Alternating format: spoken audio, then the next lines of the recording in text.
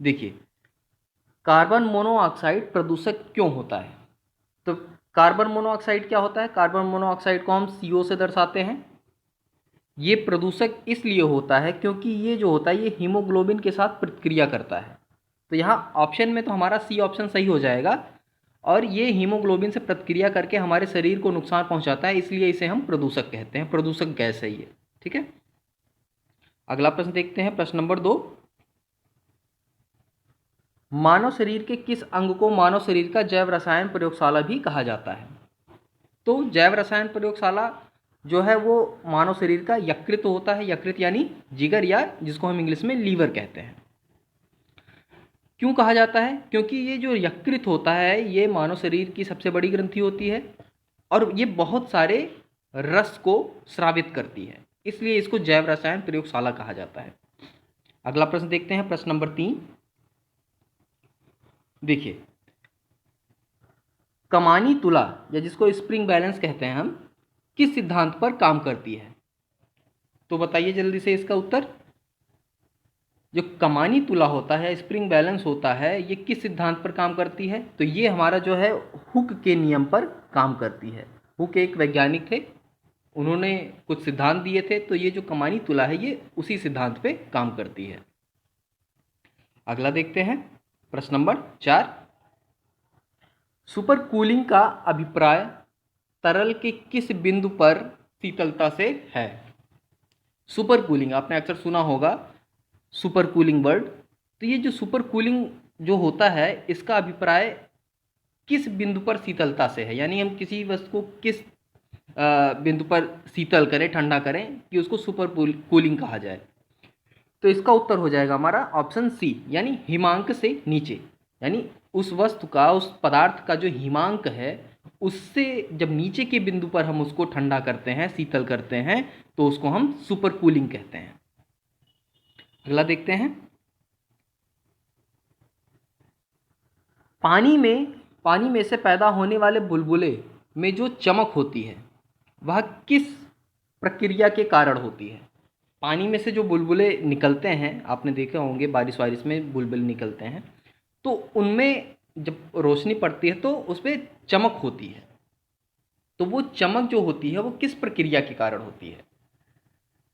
तो इसका जो उत्तर है वो है ऑप्शन डी, यानी प्रकाश के संपूर्ण आंतरिक परिवर्तन, जिसको हम इंग्लिश में क्या कहते हैं, टोटल इंटरनल रिफ्लेक्शन। तो जो टोटल इंटरनल रिफ्लेक्शन होता है यही कारण होता है कि जो बुलबुले होते हैं उसमें जो चमक होती है उसका कारण यही होता है, टोटल इंटरनल रिफ्लेक्शन। चलिए अगला देखते हैं, किसी तरंग की प्रबलता उसके निम्न में से किसके अनुपात में होती है? कोई तरंग है, कोई वेव है, तो उसकी जो प्रबलता है वो निम्न में से किसके अनुपात में होती है? तो इसका उत्तर होगा हमारा ऑप्शन डी, इंटेंसिटी या आयाम का वर्ग लिखा है। तो जो आयाम का वर्ग होता है वो बराबर होता है, आयाम को हम क्या कहते हैं, एम्पलीट्यूड। एम्पलीट्यूड को ए से दर्शाते हैं, तो ए का वर्ग बराबर होता है इंटेंसिटी के, यानी आई के। ठीक है, तो आई बराबर ए स्क्वायर होता है। चलिए, तो ऑप्शन डी यहाँ पे हमारा सही हो जाएगा। अगला देखते हैं, प्रकाश की दिशा में होने वाले परिवर्तन की घटना जब वह एक माध्यम से अन्य माध्यम में होकर गुजरता है क्या कहलाती है? जब प्रकाश है वो एक माध्यम से दूसरे माध्यम में जाती है तो उस प्रक्रिया को या उस स्थिति को हम क्या कहते हैं? तो वो कहलाता है क्या हमारा, ऑप्शन सी, यानी अपवर्तन, रिफ्रैक्शन, जिसको इंग्लिश में हम क्या कहते हैं, रिफ्रैक्शन। तो हमारा ऑप्शन सी सही हो जाएगा, रिफ्रैक्शन या अपवर्तन जिसको कहते हैं। अगला देखेंगे, कौन सा दर्पण कारों की हेडलाइट में प्रयोग होता है? तो जो आपने कार तो देखी ही होगी, कार में जो हेडलाइट होती है, लाइट जलती है आगे वाली, वो उसमें कौन सा दर्पण यूज होता है? तो जो उसमें यूज होता है वो होता है हमारा अवतल दर्पण। ठीक है, दर्पण की बात कर रहा है तो अवतल दर्पण उसमें यूज होता है। अब अवतल दर्पण का मतलब, अव मतलब अंदर, यानी जिस दर्पण का तल अंदर हो, यानी रिफ्लेक्शन या परावर्तन करने वाला जो तल होगा वो अंदर होगा, उसको हम अवतल दर्पण कहते हैं। ठीक है, चलिए अगला देखते हैं।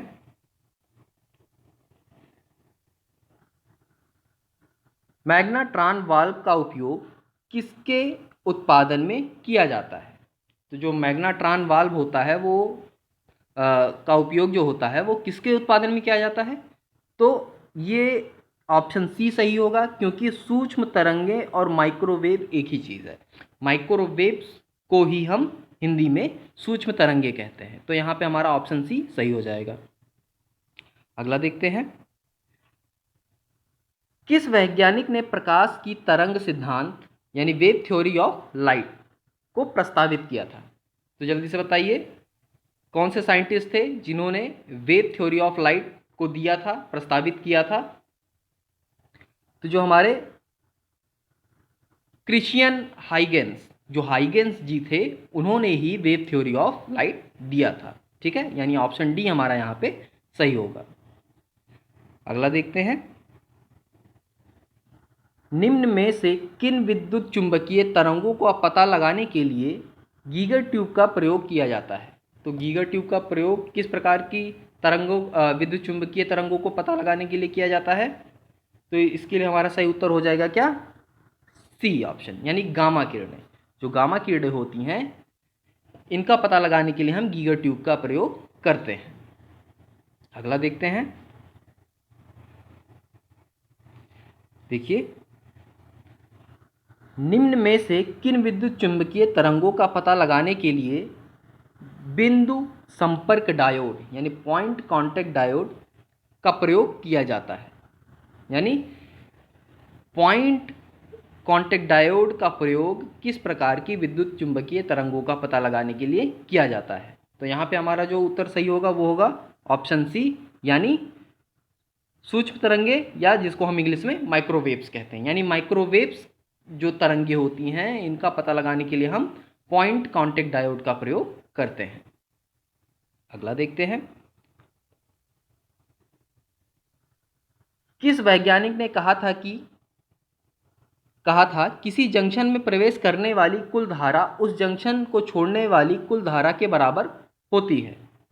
तो किस वैज्ञानिक ने कहा था? अब जंक्शन का मतलब है यानी किसी बिंदु पे जितनी धाराएं आ रही हैं, ठीक है, जितनी धाराएं आ रही हैं, तो इस बिंदु से जो निकलने वाली धाराएं होंगी वो भी उतनी ही मात्रा होगी। यानी इस बिंदु से जो धाराएं निकलने वाली होंगी उनकी मात्रा भी उतनी ही होगी। तो ये जो चीज़ थी, ये किस वैज्ञानिक ने कहा था? तो ये जो हमारे किरचॉफ जी थे, यानी किरचॉफ का जो फर्स्ट लॉ था उसमें ये कहा गया था, यानी किरचॉफ ने इस चीज़ को बताया था।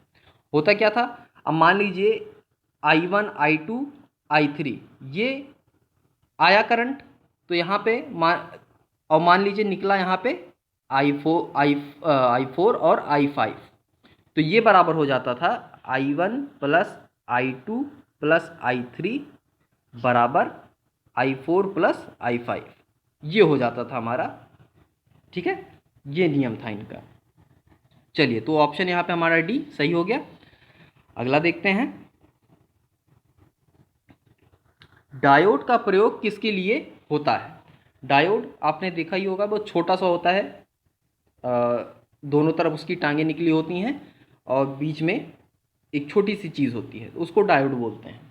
ठीक है, ऐसा कुछ होता है, ये ऐसा कुछ बना होता है, ऐसा गोल गोल सा, इधर निकला होता है, इधर नहीं, ये दोनों जुड़ते हैं कहीं पे और ये ऐसे ऐसे बना होता है। ठीक है, ऐसा कुछ लगभग होता है। तो इस चीज़ का जो प्रयोग है वो किस लिए हम करते हैं? तो इसका ऑप्शन सी हमारा यहाँ पे सही हो जाएगा। ठीक है, परिशोधन या रेक्टिफिकेशन के लिए।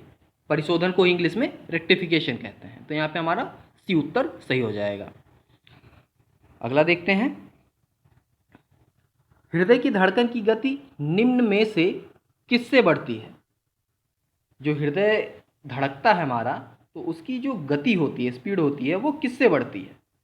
तो इसका उत्तर बताइए जल्दी से। तो देखिए, तो इसका ऑप्शन सी सही होगा, क्योंकि अनुकंपी तंत्रिका और सिंपैथिक नर्वस सिस्टम यानी एसएनएस, इसको इंग्लिश में कहते हैं अनुकंपी, हिंदी में कहते हैं अनुकंपी तंत्रिका, ठीक है। यानी ये दोनों एक ही चीज़ है, तो ऑप्शन सी यहाँ पे हमारा सही हो जाएगा। अगला देखते हैं, बेरी रोग किस विटामिन की कमी से होता है? तो आपको ये पता होगा बेरी रोग किस विटामिन की कमी से होता है। तो ये होता है हमारा विटामिन B1 की कमी से। विटामिन बी को हम, इसका जो नाम होता है वो उस रासायनिक, उसको क्या रासायनिक नाम होता है इसका थाइमीन, ठीक है। विटामिन बी को हम थाइमीन कहते हैं। तो विटामिन B1 की कमी से बेरी रोग होता है। चलिए अगला देखते हैं, पेप्सिन क्या होता है? पेप्सिन हम किसको कहते हैं? पेप्सिन एक प्रकार का क्या है, एंजाइम, जो हमारा पाचन क्रिया में सहायता करता है। पेप्सिन क्या है, एक तरह का एंजाइम है, ठीक है, जो पाचन क्रिया में सहायता करता है। अगला देखते हैं, ग्लूकोज का ग्लाइकोजन में परिवर्तन यकृत में होता है, किंतु इसका संग्रह कहाँ पे होता है? तो जो इसका संग्रह होता है, देखिए परिवर्तन तो यकृत में होता है, तो इसका संग्रह जो होता है यकृत तथा पेशियों में। जो पेशी होते हैं, है फ़ारेनहाइट में मानव शरीर का सामान्य ताप कितना होता है? किस में पूछ रहा है? फ़ारेनहाइट में। तो फ़ारेनहाइट में जो मानव शरीर का सामान्य ताप होता है वो होता है 98.6। 37 होता है हमारा डिग्री सेल्सियस में, 310 होता है हमारा केल्विन में। हालांकि अगर टू बी एग्जैक्ट बोलें तो ये होता है 310.15, ठीक है, बट कहीं कहीं आपको 310 भी मिलेगा। तो ये केल्विन में होता है, 37 डिग्री सेल्सियस में होता है, और 98.6 ये हमारा फ़ारेनहाइट में होता है। तो हमारे यहाँ पे सही क्या हो जाएगा? डी वाला ऑप्शन। अगला देखते हैं, ब्रह्मांड में सबसे अधिक मात्रा में कौन सा तत्व पाया जाता है? अब देखिए यहाँ यूनिवर्स की बात कर रहा है, यानी ब्रह्मांड। तो ब्रह्मांड में अगर हम कहें तो जो सबसे अधिक मात्रा में तत्व पाया जाता है वो है हमारा हाइड्रोजन, ठीक है।